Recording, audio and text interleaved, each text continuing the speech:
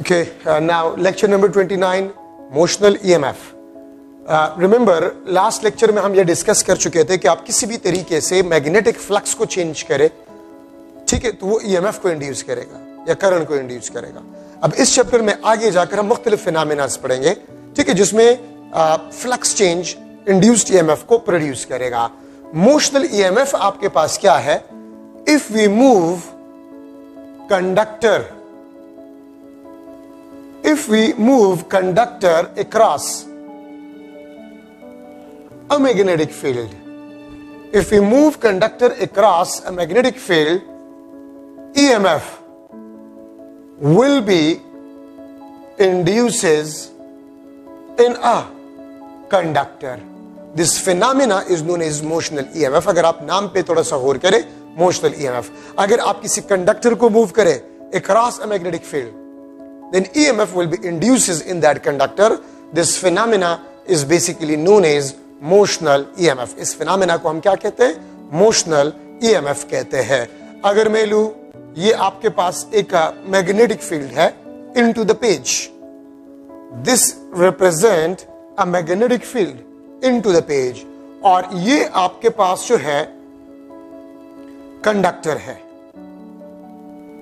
ये आपके पास एक कंडक्टर है, ठीक है, और इस कंडक्टर को अगर मैं मूव कर रहा हूं across a magnetic field with a velocity v, अगर मैं इस कंडक्टर को मूव कर रहा हूं across a magnetic field, then EMF will be induces in this conductor, known as motional EMF। इसको मोशनल EMF कहते हैं। और मोशनल EMF का फार्मूला आपके पास जो है, E is equal to BLV sin theta. B is the magnetic field strength, L is the length of a conductor, V is the velocity, and theta is the angle between magnetic field and a velocity. ठीक है, तो एक तो ये mathematical आपके पास relation है, ठीक है, E is directly proportional to the magnetic field strength, E is directly proportional to the length of a conductor, E is directly proportional to the velocity, and E is directly proportional to sine of theta.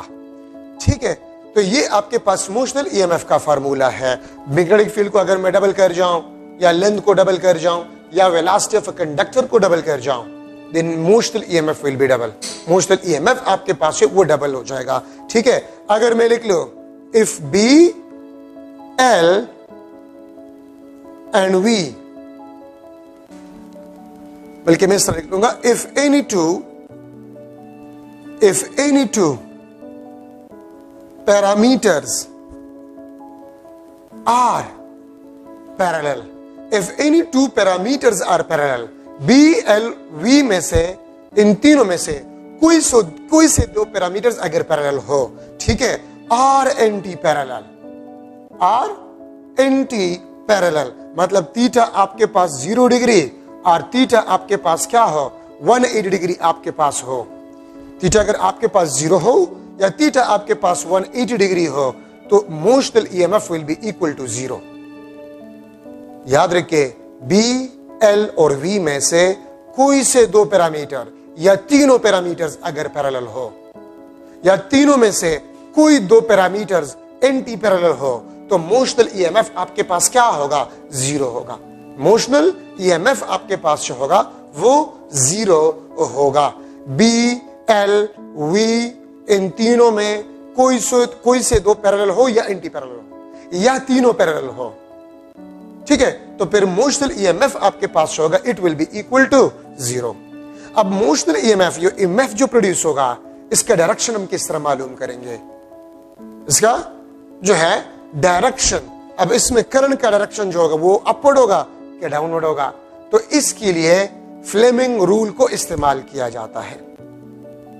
Fleming rule को इस्तेमाल किया जाता है, लेकिन एक बात याद रखिए, कन्वेंशनल करंट के लिए राइट हैंड रूल हम इस्तेमाल करेंगे और इलेक्ट्रॉनिक करंट के लिए लेफ्ट हैंड रूल हम इस्तेमाल करेंगे। कन्वेंशनल करंट के लिए राइट हैंड रूल और इलेक्ट्रॉनिक के लिए हम लेफ्ट हैंड रूल को इस्तेमाल करेंगे। ठीक है, अब देखिए आपके पास 4 फिंगर, ये मैग्नेटिक फील्ड, ठीक है, तब आपके पास ये वेलोसिटी तो मिड फिंगर आपको क्या शो करेगा? ये आपको करंट का डायरेक्शन शो करेगा। ठीक है, तो अब इसमें से करंट का डायरेक्शन आपके पास होगा वो ये होगा, this is magnetic field, this is the velocity, और ये आपके पास जो होगा ये आपके पास करंट के डायरेक्शन को रिप्रेजेंट करता है। ठीक है, ये I, ये V, ये मैग्नेटिक फील्ड कन्वेंशनल करंट के लिए, तो ये आपके पास डायरेक्शन ऑफ इंड्यूस्ड ईएमएफ है। ठीक है, और अगर आप वेलोसिटी के डायरेक्शन को उल्टा कर ले, direction of current will be reverse, direction of current भी आपके पास रिवर्स हो जाएगा अगर आप डायरेक्शन ऑफ वेलोसिटी को चेंज कर जाए। अच्छा, मोशनल ईएमएफ मैक्सिमम कब होगा? अगर B, L और V तीनों म्यूचुअली परपेंडिकुलर हो, तीनों म्यूचुअली परपेंडिकुलर हो, तो फिर मोशनल ईएमएफ आपके पास मैक्सिमम होगा। B, L और V अगर पैरेलल हो, ठीक है, B, L, V अगर पैरेलल हो तीनों, तो इंड्यूस्ड ईएमएफ विल बी 0। लेकिन B, L और V तीनों अगर म्यूचुअली परपेंडिकुलर हो, तो मोशनल ईएमएफ आपके पास होगा मैक्सिमम प्रोड्यूस होगा। Motional EMF produces will be maximum अगर B, L, V तीनों म्यूचुअली परपेंडिकुलर हो। ठीक है, तो इंड्यूस्ड ईएमएफ मैक्सिमम होगा। अगर magnetic field along x axis हो, लेंथ अलोंग y एक्सिस हो और V अलोंग z एक्सिस हो, तो तीनों म्यूचुअली परपेंडिकुलर है, तो इंड्यूस्ड ईएमएफ आपके पास जो होगा वो मैक्सिमम प्रोड्यूस होगा। ठीक है, ये बात याद रखें। तो ये आपके पास जो है मोशनल ईएमएफ जो है उसमें इंपॉर्टेंट पॉइंट्स आपके पास बन गए हैं। बाकी इसमें क्वेश्चन ये है, ये जहन में बिठा दें, B, L और V में कोई से दो अगर मैग्नेटिक फील्ड, देखिए अगर मैं फॉर एग्जांपल इस दीवार को मैं नॉर्थ पोल ले रहा हूं, उस दीवार को मैं साउथ पोल ले रहा हूं, this is the magnetic field, ये मैग्नेटिक फील्ड का डायरेक्शन है। अगर मैं इसको इस तरह मूव कर रहा हूं, इस तरह, अगर मैं इसको इस तरह मूव कर रहा हूं, तो देखिए वेलोसिटी, लेंथ और मैग्नेटिक फील्ड तीनों पैरेलल है, इसमें इंड्यूस्ड ईएमएफ 0 प्रोड्यूस होगा। ये मैग्नेटिक फील्ड है, ये मैग्नेटिक फील्ड है, ये आपके पास लेंथ है, लेट्स सपोज ये आपके पास कंडक्टर, ये मैग्नेटिक फील्ड, ये आपके पास कंडक्टर। अगर मैं इसको इस तरह मूव कर रहा हूं, इस तरह, तो क्या इंड्यूस्ड ईएमएफ प्रोड्यूस होगा? नो। क्यों? क्योंकि मैं अगर इसको इस तरह मूव कर रहा हूं, तो देखिए वेलोसिटी और लेंथ पैरेलल है, तो इंड्यूस्ड ईएमएफ आपके पास होगा, it will be equal to 0। ठीक है, अगर मैं इसको इस तरह मूव कर रहा हूं, तो मैग्नेटिक फील्ड ये है, वेलोसिटी लेंथ के पैरेलल, अगर आप लेंथ का डायरेक्शन ये ले रहे हैं, वेलोसिटी का आप ये 180 भी आप कह सकते हैं, तो इंड्यूस्ड ईएमएफ 0 प्रोड्यूस होगा। ठीक है, अगर ये मैग्नेटिक फील्ड हो, ये आपके पास लेंथ हो और ये आपके पास वेलोसिटी हो, तो देखिए तीनों म्यूचुअली परपेंडिकुलर, ये कंडक्टर ऊपर में उठा रहा हूं, वेलोसिटी, ये मैग्नेटिक फील्ड, तीनों म्यूचुअली परपेंडिकुलर है, तो फिर इंड्यूस्ड ईएमएफ आपके पास क्या होगा? मैक्सिमम होगा। ठीक है, मोशनल ईएमएफ इसको कहा जाता है। ठीक है, तो E is equal to BLV sine theta, ये मोशनल ईएमएफ का इक्वेशन आपके पास है। ठीक है, और मोशनल ईएमएफ में एक चीज याद रखें, एक दो एमसीक्यूज पॉइंट्स है। ठीक है, तो मैं अगर इसको थोड़ा सा डिस्कस करूं, अगर मैं एक कंडक्टर को मूव कर रहा हूं, ये आपके पास मैग्नेटिक फील्ड है, this is a magnetic field, और मैं इस कंडक्टर को मूव कर रहा हूं अक्रॉस अ मैग्नेटिक फील्ड, मैं इस कंडक्टर को मूव कर रहा हूं अक्रॉस अ मैग्नेटिक फील्ड। ठीक है, तो यहां पर अगर आप लोग देखें तो वेलोसिटी को कांस्टेंट लिया गया है, वेलोसिटी को क्या लिया गया है? कांस्टेंट लिया गया है। ठीक है, तो देखिए अब इस साइड पे अप्लाइड फोर्स है, this is applied force and the velocity is constant. Motional EMF में अगर आप देखें तो आपको बताया गया है, अगर आप फोर्स अप्लाई करें और आप इस कंडक्टर को कांस्टेंट वेलोसिटी से मूव करें। अब जहन में क्वेश्चन ये बनता है कि अगर हम फोर्स लगा रहे हैं तो वेलोसिटी किस तरह कांस्टेंट हो सकता है? तो याद रखिए, अगर आप अप्लाइड फोर्स लगा रहे हैं तो उसी दौरान इसमें करंट प्रोड्यूस हो जाएगा, और उस करंट की वजह से ये फोर्स एक्सपीरियंस करेगा। Fi means ILB sine of theta. Fi आपके पास जो है, this is equal to ILB sine theta.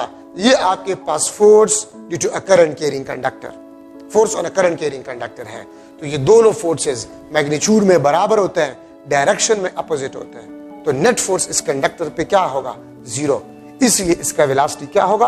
Constant होगा। तो मोशनल ईएमएफ में अगर आप एक कंडक्टर को मूव कर रहे हैं बाय अप्लाइंग अ फोर्स, तो उस कंडक्टर पे करंट की वजह से भी फोर्स प्रोड्यूस हो जाएगा which will oppose the applied force. ठीक है, और उसी करंट के अगेंस्ट हम जितना वर्डन करते हैं that is basically converted into electrical energy. So these are the important points in the motional EMF. ठीक है, फोर्स अप्लाई कर रहे हैं, यहां पर करंट प्रोड्यूस होगा, उस करंट की वजह से भी ये कंडक्टर फोर्स एक्सपीरियंस करेगा। ठीक है, ये फोर्स और ये फोर्स मैग्नीट्यूड में बराबर, डायरेक्शन में अपोजिट, तो इसीलिए ये कंडक्टर कांस्टेंट वेलोसिटी से मूव करेगा, ये कांस्टेंट वेलोसिटी से मूव करेगा। ठीक है, अब यहां पर हम डिस्कस करें म्यूचुअल इंडक्शन। म्यूचुअल इंडक्शन अगर आप डिफिनीशन देख के बुक में, तो डिफिनीशन ये है कि अगर आप एक सर्किट में करंट चेंज कर रहे हैं और वो दूसरे सर्किट में ईएमएफ इंड्यूस करें, ठीक है, अगर आप एक सर्किट में करंट चेंज कर रहे हैं और वो दूसरे सर्किट में ईएमएफ इंड्यूस करें, तो इस फिनोमेना को हम कहते हैं म्यूचुअल इंडक्शन। इसको म्यूचुअल इंडक्शन कहते हैं। ठीक है, एक सर्किट में यहां पर अगर मैं लूं,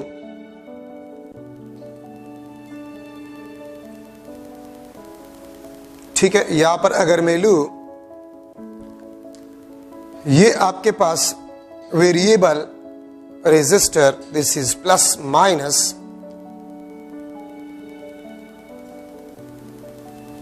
VS, this is a variable resistor. ठीक है, और इसके नजदीक जो है हम एक दूसरा सर्किट जो है वो लगा लेते हैं।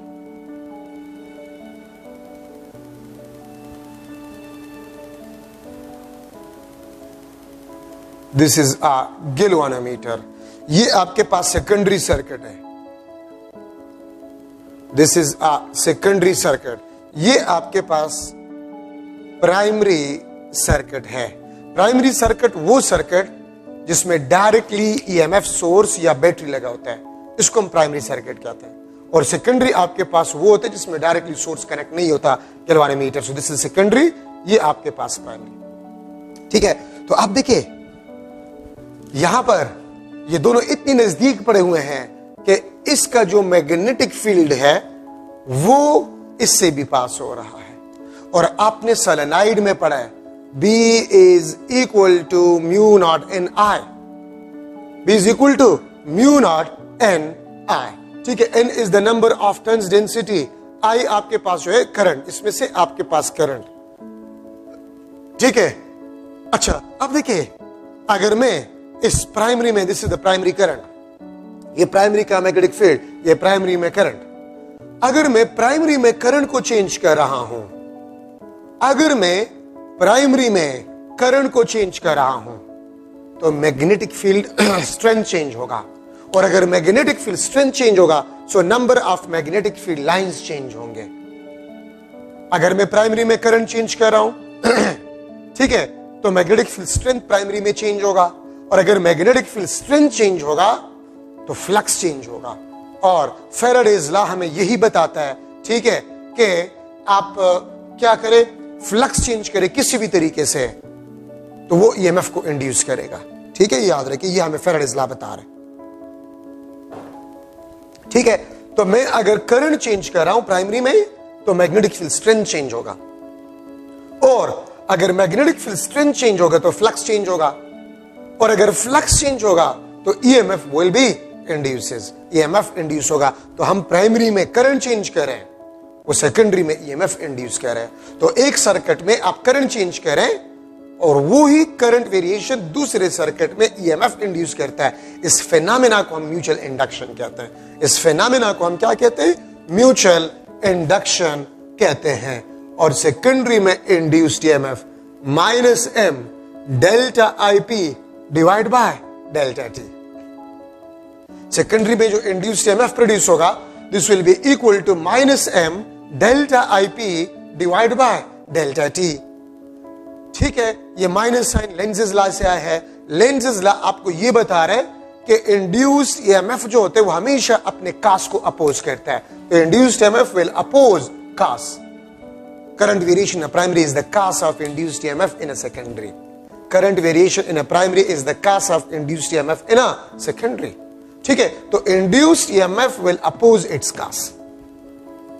ठीक है, ये आपके पास फार्मूला है. Where M is the mutual inductance.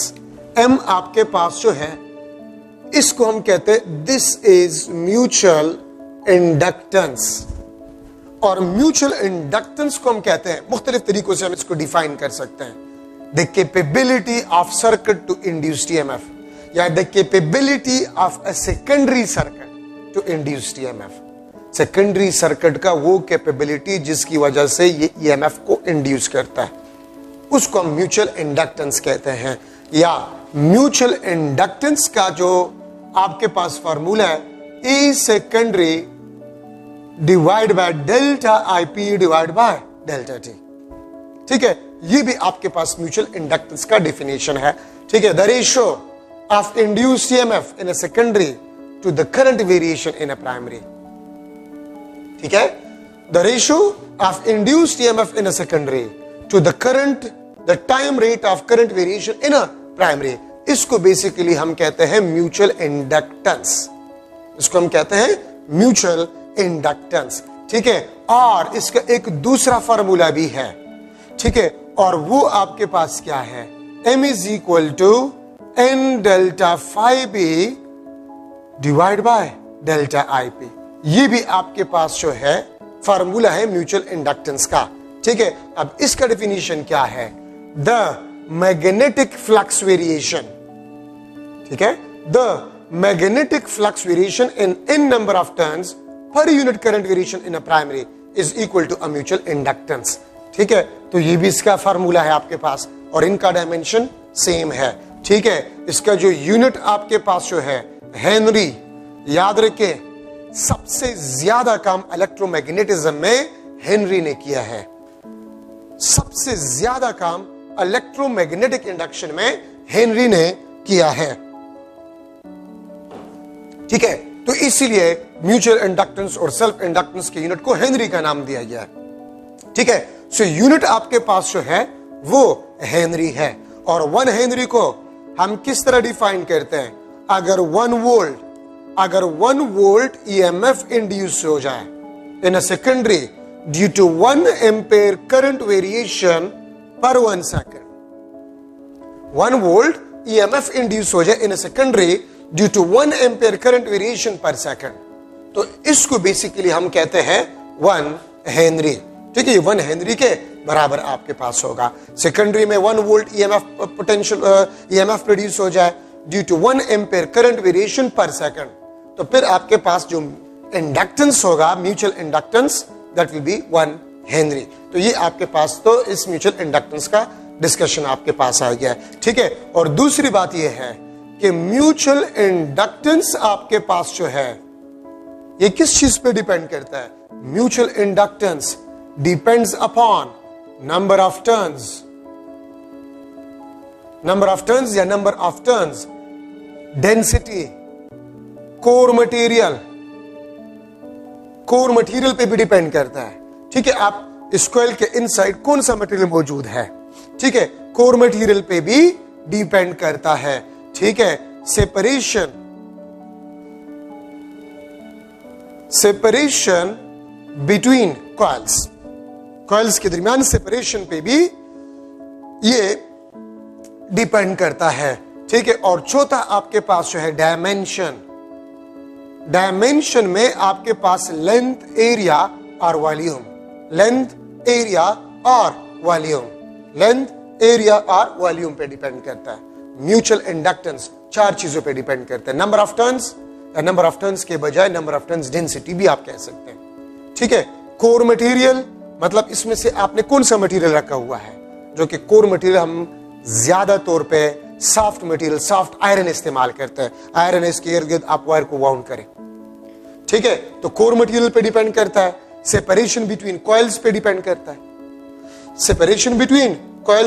करता है. और dimension, length, area and volume. ठीक है, तो डायमेंशन पे डिपेंड करता है। ये 4 चीजें हैं, ठीक है। म्यूचुअल इंडक्टेंस इन 4 चीजों पे डिपेंड करता है, ठीक है। तो म्यूचुअल इंडक्टेंस को भी आप चेंज कर सकते हैं, ठीक है। म्यूचुअल इंडक्टेंस भी आपके पास जो है वो आप चेंज कर सकते हैं, ठीक है। अब यहां पर मैं ले रहा हूं induced EMF in a secondary minus M, बल्कि मैं माइनस को अभी छोड़ रहा हूं, delta IP divide by delta T. Minus मैंने क्यों हटा दिया? माइनस साइन जस्ट डायरेक्शन को शो करता है। अगर मैं सिर्फ मैग्नीट्यूड को ले रहा हूं, अगर मैं सिर्फ मैग्नीट्यूड को ले रहा हूं, तो फिर ये आपके पास फार्मूला होगा और यहां से मैं लिख सकता हूं कि induced EMF in a secondary is directly proportional to the mutual inductance. लेकिन इसके लिए अगर हम ले करंट वेरिएशन, अगर आपके पास क्या हो? कांस्टेंट हो।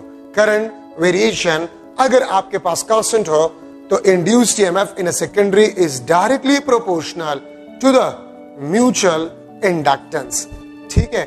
और मैं लिख सकता हूं सेकेंडरी में इंड्यूस्ड ईएमएफ वो current variation in a primary पे भी डिपेंड करता है, लेकिन इसके लिए अगर हम म्यूचुअल इंडक्टेंस को कांस्टेंट रख ले, अगर हम म्यूचुअल इंडक्टेंस को कांस्टेंट रख ले, क्या मतलब इसका? मैं थोड़ा सा पहले इसको एक समझा रहा हूं। अगर करंट वेरिएशन आप सेम रख रहे हैं और सेपरेशन को आप डिक्रीज कर रहे हैं, तो अगर आप सेपरेशन को डिक्रीज कर रहे हैं तो mutual inductance increase, induced EMF in a secondary will be increases.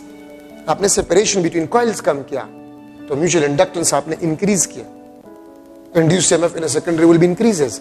अगर आपने सेकेंडरी में नंबर ऑफ टर्न्स डेंसिटी बढ़ा लिया, नंबर ऑफ टर्न्स डेंसिटी बढ़ा लिया, तो म्यूचुअल इंडक्टेंस आपने बढ़ा लिया।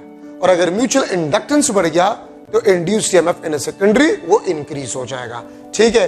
तो ये आपके पास एक पॉइंट, इसमें एमसीक्यूज उसी तरह ही आ सकता है कि लेट्स सपोज प्राइमरी में हम करंट को चेंज कर रहे हैं, सेकेंडरी में वो इंड्यूस्ड ईएमएफ प्रोड्यूस कर रहे हैं। If we increases the number of turns density और if we decreases the separation between the coils, or if you put a core material in a secondary, soft iron in a secondary, then induced EMF will increases, decreases, remain same, या none of this, ठीक है। तो अगर आप number of turns density बढ़ा रहे हैं, number of turns या नंबर ऑफ टर्न्स डेंसिटी, ठीक है, कोर मटेरियल आप सॉफ्ट आयरन का रख रहे हैं या सेपरेशन आप कम कर रहे हैं, ठीक है, या आप area of a secondary coil बढ़ा रहे हैं, तो flux increase, flux variation increase, induced EMF will B increases, ठीक है। ये बात याद रखें। तो म्यूचुअल इंडक्टेंस आपके पास जो है वो इन 4 चीजों पे डिपेंड करता है। तो इसके चेंज करने से भी आप इंड्यूस्ड ईएमएफ को चेंज कर सकते हैं, ठीक है। तो ये बात याद रखें। इसी तरह करंट वेरिएशन अगर आप इंक्रीज करें तो करंट वेरिएशन के इंक्रीज करने से मैग्नेटिक फ्लक्स वेरिएशन इंक्रीज होगा, इंड्यूस्ड ईएमएफ आपके पास इंक्रीज होगा, ठीक है। तो म्यूचुअल इंडक्टेंस अगर आप इंक्रीज करें या करंट वेरिएशन इन प्राइमरी आप इंक्रीज करें तो इंड्यूस्ड ईएमएफ आपके पास इंक्रीज होगा, ठीक है। ये बात याद रखिए।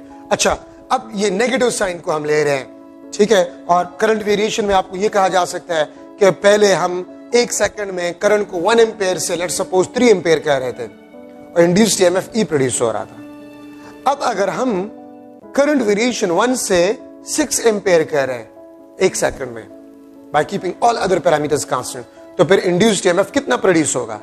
तो करंट वेरिएशन अगर आप डबल करें, पहले 1 से 3 तो डिफरेंस आपके पास 3 - 1 2 एम्पेयर, फिर 1 से आप 6 तो 6 - 1 5 एम्पेयर, ठीक है। तो जितना टाइम्स आप करंट चेंज कर रहे हैं उतना टाइम आपके पास इंड्यूस्ड ईएमएफ इंक्रीज होगा। अगर करंट वेरिएशन डबल हो जाए तो induced EMF will be double, ठीक है। तो ये बात याद रखें। डायरेक्शंस को भी हम डिस्कस कर सकते हैं, डायरेक्शंस भी इसमें जरूरी है। Induced EMF in a secondary is equal to -m delta IP divide by delta T। अब यहां पर आप लोग देख लें, number first, if IP is increasing, if IP is increasing, अगर IP इंक्रीज हो रहा है तो delta IP will be equal to positive. और डेल्टा IP अगर आपके पास पॉजिटिव हो तो सेकेंडरी में induced EMF will B negative. Induced EMF will B negative, और इंड्यूस्ड EMF के नेगेटिव का मतलब यह है induced EMF in a secondary has opposite polarity, has opposite polarity to that of V, means source के potential के polarity के opposite होगा। ठीक है, दूसरी बात मैं ये भी लिख सकता हूं कि BP means the magnetic field in a primary and BS means the magnetic field in a secondary। BP the magnetic field in a primary और BS आपके पास है the magnetic field in a secondary has opposite direction, has opposite direction। इसका मतलब आपके पास ये होता है या, ठीक है, या आप ये भी लिख सकते हैं कि IP the current in a primary and IS has opposite direction, has opposite direction। इसका मतलब यह है कि प्राइमरी और सेकेंडरी में करंट के डायरेक्शन अपोजिट होंगे। ठीक है, BP and BS has opposite direction, primary और सेकेंडरी में मैग्नेटिक फील्ड के डायरेक्शंस अपोजिट होंगे। इसका मतलब आपके पास ये होता है। सो अगर आप प्राइमरी में करंट को इंक्रीज कर रहे हैं, अगर आप प्राइमरी में करंट को इंक्रीज कर रहे हैं तो change in current will B positive, induced EMF in a secondary will be negative. ठीक है, तो ये इसमें जरूरी पॉइंट्स है। अच्छा, सेकंड, अगर मैं लिख लो इफ IP इज डिक्रीजिंग, अगर प्राइमरी में करंट डिक्रीज हो रहा है तो डेल्टा IP आपके पास नेगेटिव होगा, delta IP will be equal to negative, और अगर डेल्टा IP नेगेटिव होगा तो सेकेंडरी में इंड्यूस्ड EMF आपके पास क्या होगा, पॉजिटिव होगा। अब ये बातें जो तीन बातें यहां पर मैं लिख चुका हूं, इसको उल्टा करें। ठीक है, अपोजिट को क्या करे, सेम करे। ठीक है, यहां पर अपोजिट को सेम करे, इसके लिए यहां पर अपोजिट को सेम करे, सेम डायरेक्शन। ठीक है, तो ये इसके लिए इन तीनों सेंटेंसेस को आप इसके लिए उल्टा करें। ठीक है, तो अगर आप प्राइमरी में करंट को डिक्रीज करें, ठीक है, तो करंट वेरिएशन इन प्राइमरी आपके पास होगा, it will B negative. Secondary में आपके पास जो EMF होगा वो पॉजिटिव होगा। ठीक है, गौर से आप इस बात को सुने। ठीक है, तो मैं आपसे ये पूछ सकता हूं कि लेट्स सपोज प्राइमरी में एंटी क्लॉकवाइज करंट था and we were increasing the magnitude of the current in a primary, then what will be the direction of current in a secondary. तो अगर आप प्राइमरी में करंट इंक्रीज कर रहे थे तो सेकेंडरी में करंट अपोजिट होगा to that of the current in a primary. अगर प्राइमरी में आप करंट डिक्रीज कर रहे थे, ठीक है, तो फिर प्राइमरी में जो डायरेक्शन ऑफ करंट है वही आपके पास direction of current in a secondary भी आपके पास होगा। And these are very important points. आप किसी भी बुक को उठा ले तो इससे आपके पास MCQs जो है वो होते हैं। ठीक है, तो माइनस साइन का सिग्निफिकेंस आपके ये है कि वो आपको डायरेक्शन ऑफ इंड्यूस्ड EMF के बारे में बताता है। ठीक है, so these are the important points in mutual induction. ये सारे आपके पास म्यूचुअल इंडक्शन में इंपॉर्टेंट डिस्कशन आपके पास बन गए। ठीक है, तो अब यहां पर हम डिस्कस कर रहे हैं सेल्फ इंडक्शन। अब यहां पर हम सेल्फ इंडक्शन जो है वो डिस्कस कर रहे हैं। ठीक है, तो सेल्फ इंडक्शन आपके पास क्या है, ये वो फिनोमेना है जिसमें अगर आप एक सेम सर्किट में करंट वेरी कर रहे और उस करंट वेरिएशन की वजह से प्लस माइनस V ये बैटरी, ठीक है, अगर आप इसी सर्किट में करंट चेंज कर रहे हैं और इसी सर्किट में EMF इंड्यूस हो जाए या करंट इंड्यूस हो जाए, ठीक है, तो इस फिनोमेना को बेसिकली हम कहते हैं सेल्फ इंडक्शन। इसको हम क्या कहते हैं, सेल्फ इंडक्शन कहते हैं। EMF जो इंड्यूस होते हैं उसको हम सेल्फ इंड्यूस्ड ईएमएफ कहते हैं, जो करंट प्रोड्यूस होते हैं या इंड्यूस होते हैं उसको हम सेल्फ इंड्यूस्ड करंट कहते हैं। ठीक है, तो सेल्फ इंडक्शन वो फिनोमेना है जिसमें हम एक सर्किट में करंट को चेंज करें और उसी सर्किट में ईएमएफ इंड्यूस हो जाए। इस फिनोमेना को बेसिकली हम सेल्फ इंडक्शन कहते हैं। ठीक है, और ईएमएफ इंड्यूस को हम सेल्फ इंड्यूस्ड ईएमएफ कहते हैं। ठीक है, अब इसको मैं लिख सकता हूं -L delta I divide by delta T।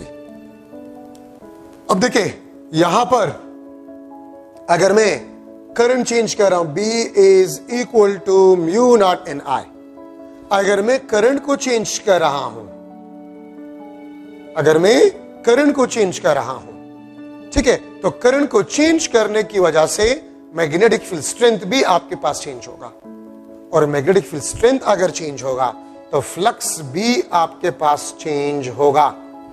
ठीक है, और अगर फ्लक्स आपके पास चेंज होगा तो इस सर्किट में इंड्यूस्ड ईएमएफ प्रोड्यूस होगा, इसमें इंड्यूस्ड ईएमएफ प्रोड्यूस होगा जिसको हम सेल्फ इंड्यूस्ड ईएमएफ कहते हैं। ठीक है, तो सेल्फ इंड्यूस्ड ईएमएफ का जो कास होता है वो current variation in a same circuit होता है।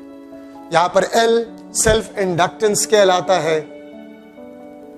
This is self inductance, definition आपके पास वही है, the capability of a circuit to induced EMF in itself, the capability of a circuit to induces EMF in itself, known as self inductance. ठीक है, और इसका फार्मूला आपके पास भी ये है, L is equal to E divided by delta I divided by delta T. The ratio of induced EMF to the current variation in a same circuit is known as a self inductance. और इसको हम इस तरह भी लिख सकते हैं, the ratio of magnetic flux variation in n number of turns per unit current variation is also known as self inductance. ठीक है, इसको हम सेल्फ इंडक्टेंस भी कहते हैं। इसका यूनिट आपके पास वही हेनरी है। ठीक है, वही हेनरी है, और हेनरी जो हमने डिफाइन किया 1 हेनरी, अगर 1 वोल्ट ईएमएफ प्रोड्यूस हो जाए due to 1 ampere current variation पर second, then the self inductance of a circuit will be 1 henry. और मैंने जिस तरह पहले आपको बता दिया कि इलेक्ट्रोमैग्नेटिज्म में या इलेक्ट्रोमैग्नेटिक इंडक्शन में ज्यादातर काम हेनरी ने किया है। ठीक है, ये बात याद रखें।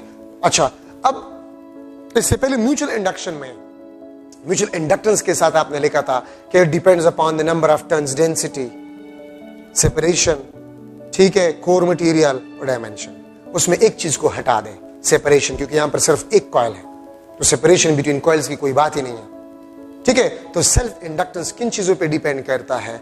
ठीक है, एक आपके पास कोर मटेरियल, ठीक है, दूसरा आपके पास नंबर ऑफ टर्न्स, डेंसिटी, और तीसरा आपके पास डायमेंशन।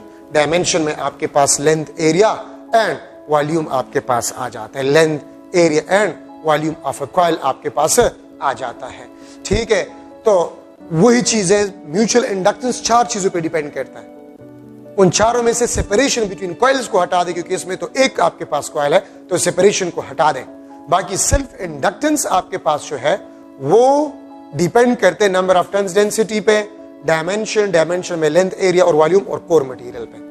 कोर मटेरियल मींस आपने इस कॉइल के इनसाइड क्या रखा हुआ है। अगर आप आयरन रख ले तो वो कोर मटेरियल कहलाता है।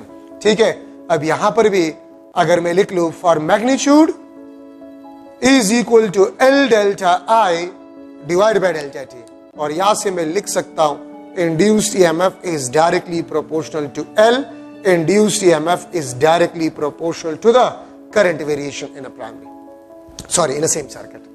ठीक है, इसके लिए अगर हम करंट वेरिएशन को कांस्टेंट रख ले, और इसके लिए अगर हम सेल्फ इंडक्टेंस को कांस्टेंट रख ले, तो फिर इंड्यूस्ड ईएमएफ करंट वेरिएशन के डायरेक्टली प्रोपोर्शनल होगा। और अगर करंट वेरिएशन आपके पास कांस्टेंट हो तो induced EMF is directly proportional to the self inductance of the inductor.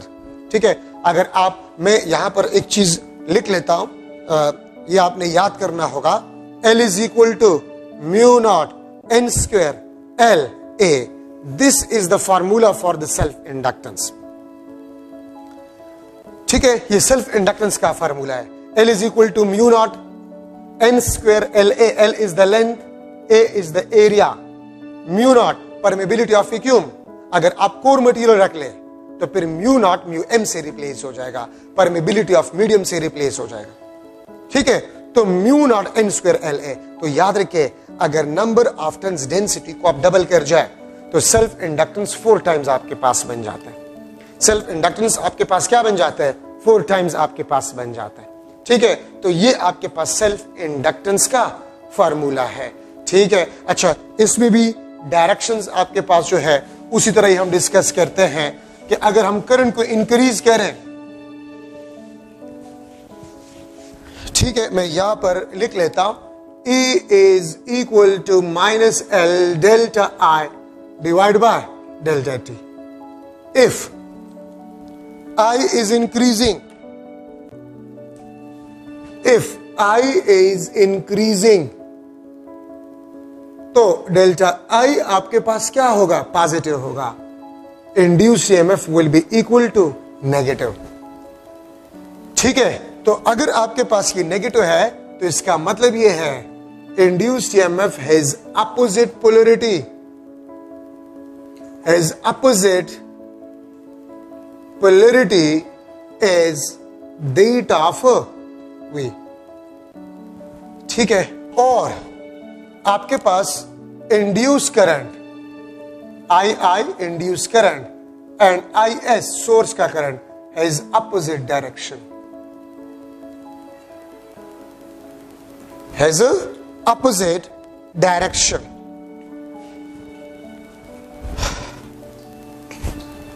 Has opposite directions. ठीक है, और BI and BS means induced magnetic field और source का magnetic field has opposite direction. Has opposite direction. ठीक है, और second आपके पास है if I is decreasing, if I is decreasing, delta I will be equal to negative, induced EMF will be equal to positive. तो induced EMF will be equal to positive. अब वही चीज है, इस अपोजिट को क्या करें? सेम. इस अपोजिट को सेम, इस अपोजिट को सेम. इसके लिए आप लिख लें. तो देखिए, अगर मैं एक कॉइल में से करंट इंक्रीज कर रहा हूं, ठीक है, if the current of a source is anti clockwise then the induced current will be dash, तो वो क्लॉकवाइज होगा. और अगर सोर्स का करंट क्लॉकवाइज होगा तो इंड्यूस्ड करंट एंटी क्लॉकवाइज होगा. ठीक है, उस वाले कंडीशन में, इस कंडीशन में. लेकिन अगर आप करंट को डिक्रीज कर रहे हैं तो फिर सोर्स का करंट और इंड्यूस्ड करंट का डायरेक्शन सेम होगा. सोर्स का मैग्नेटिक फील्ड और इंड्यूस्ड मैग्नेटिक फील्ड का डायरेक्शन सेम होगा. ठीक है, ये बात याद रखिए. तो ये आपके पास जरूरी पॉइंट्स है इन अ सेल्फ इंडक्शन. ये सेल्फ इंडक्शन में आपके पास इंपॉर्टेंट डिस्कशन है. यहां पर एक और चीज है. अब सेल्फ इंडक्शन में अगर आपसे पूछ लिया जाए कि what will be the magnitude of the induced current, induced current का मैग्नीट्यूड क्या होगा? जो करंट वेरिएशन होगा वही आपके पास इंड्यूस्ड करंट होगा. जितना वेरिएशन आप करंट में ला रहे हैं वही आपके पास इंड्यूस करंट का मैग्नीट्यूड होगा. क्या मतलब है?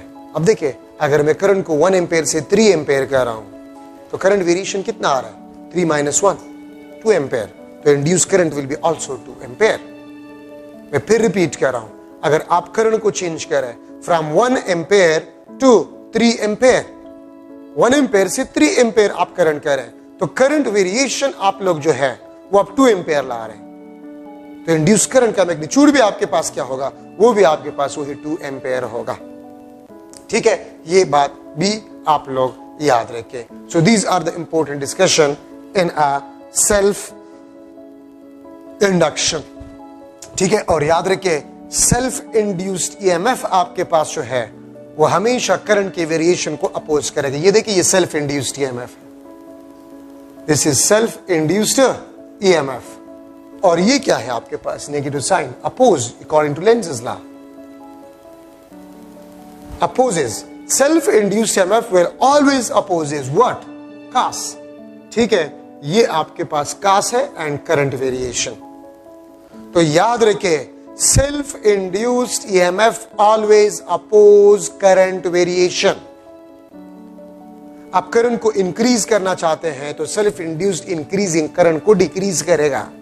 आप करंट को डिक्रीज करना चाहते हैं तो सेल्फ इंड्यूस्ड डिक्रीजिंग करंट को इंक्रीज करेगा। ये बात आप लोग याद रखें। तो self induced EMF always oppose cause, जो कि आपके पास करंट वेरिएशन है। ठीक है, तो अगर आप करंट इंक्रीज करना चाहते तो self induced EMF increasing current को डिक्रीज करेगा, और अगर आप करंट डिक्रीज करना चाहते तो सेल्फ इंड्यूस्ड डिक्रीजिंग करंट को इंक्रीज करेगा। तो self induced EMF always oppose current variation, ये हमेशा करंट वेरिएशन को अपोज करता है। ठीक है, और याद रखें इसी सेल्फ इंड्यूस्ड EMF के बेस पे एक डिवाइस बनाया जाता है जिसकी यूजेस AC में ज्यादा है, DC में उसकी यूजेस नहीं है। AC में ज्यादा यूज है, अल्टरनेटिंग करंट सर्किट्स में उसका यूज ज्यादा है, और उसको हम क्या कहते हैं? उसको हम कहते हैं इंडक्टर। इंडक्टर आपके पास एक डिवाइस है which opposes current variation, which opposes current variation due to self-induced EMF। और मैं इस तरह भी लिख सकता हूं device which control current in AC circuit. ये AC सर्किट में करंट को कंट्रोल करने के लिए इस्तेमाल किया जाता है। यूजेस DC में इसके नहीं है, AC सर्किट में इसके यूजेस ज्यादा है, और डिटेल हम AC सर्किट में इंशाल्लाह करेंगे। ठीक है, ये इंडक्टर आपके पास होता है, ये वायर बाउंड हेलिकल फॉर्म होता है। वायर बाउंड हेलिकल फॉर्म आपके पास होता है, made of thick wire, thick wire या लो रेजिस्टेंस वायर। याद रखिए सोलेनॉइड और इंडक्टर का शेप सेम है। इसमें 2 MCQs पॉइंट्स है, आप इसको जहन में बिठा दें। सोलेनॉइड इलेक्ट्रोमैग्नेट होता है, उससे हम मैग्नेट का काम लेते हैं, मैग्नेट का काम लेते हैं। ठीक है, तो सोलेनॉइड 3 वायर से बनाए जाते हैं, हाई रेजिस्टेंस वायर से बनाया जाता है ताकि शॉर्ट सर्किट ना हो, ठीक है। और इंडक्टर भी आपके पास वायर बाउंड होता है, हेलिकल फॉर्म, लेकिन ये थिक वायर से बनाया जाता है, लो रेजिस्टेंस वायर से बनाया जाता है। और इसका फायदा यह है कि AC सर्किट में कम एनर्जी लॉस करके ये करंट को कंट्रोल करे, कम एनर्जी लॉस करके ये करंट को कंट्रोल करे। इसलिए ये थिक वायर या लो रेजिस्टेंस वायर से बनाया जाता है। ठीक है, इंडक्टर आपके पास जो है store energy in magnetic field. याद रखें कैपेसिटर इलेक्ट्रिक फील्ड में एनर्जी को स्टोर करता है और इंडक्टर मैग्नेटिक फील्ड में एनर्जी को स्टोर करता है। कैपेसिटर इलेक्ट्रिक फील्ड में एनर्जी को स्टोर करता है और इंडक्टर आपके पास जो है वो मैग्नेटिक फील्ड में एनर्जी को स्टोर करता है। ठीक है, इसको इंडक्टिव चोक का नाम भी दिया जाता है, इंडक्टिव चोक भी इसको कहा जाता है। जो अक्सर ट्यूबलाइट्स में आपने एक रेक्टेंगुलर शेप का देखा होगा, वो इंडक्टिव चोक होते हैं बेसिकली। ठीक है, तो इसको हम इंडक्टिव चोक भी कहते हैं। ठीक है, इंडक्टर जो कि वायर वाउंड आपके पास होता है। ठीक है, अब इसके एनर्जी स्टोर्ड के फार्मूले हैं। Energy stored in an inductor. ठीक है, याद रखिए जिस तरह कैपेसिटर एनर्जी को स्टोर करता है, इंडक्टर भी उसी तरह ही एनर्जी को स्टोर करता है। लेकिन फर्क यह है कि कैपेसिटर इलेक्ट्रिक फील्ड में एनर्जी को स्टोर करता है और इंडक्टर मैग्नेटिक फील्ड में एनर्जी को स्टोर करता है। फर्क आपके पास सिर्फ ये है। ठीक है, तो याद रखिए work done by a battery to move charges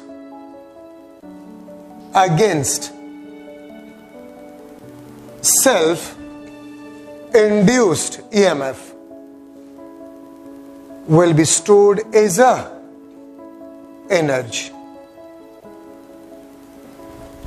Work done by a battery to move charges against self-induced EMF will be stored as energy in an inductor.